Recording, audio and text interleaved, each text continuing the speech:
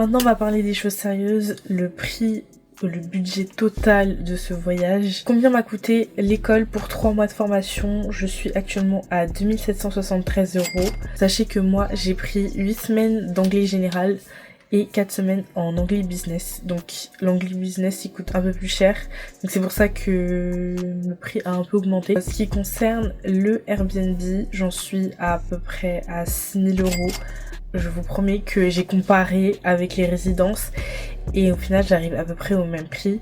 Donc j'ai préféré prendre, même si je méditais un peu plus cher dans le Airbnb, prendre un Airbnb pour ma tranquillité. En ce qui concerne le billet d'avion aller-retour, j'en ai eu pour 700 €.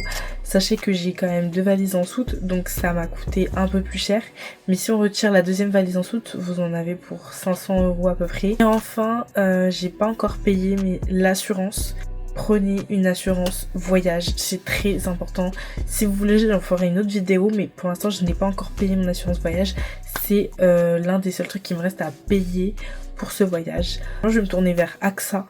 Donc, j'ai vu que pour mon voyage, j'en ai pour 349 €. Donc, au total, ça me fait quand même un budget de 9 800 €. Donc, le plus cher, c'est le Airbnb. Si vous trouvez un Airbnb beaucoup moins cher, et il y en a, je le sais, n'hésitez pas à foncer. Ou si vous voulez être en famille d'accueil parce que ça coûtera forcément moins cher qu'un Airbnb, foncez.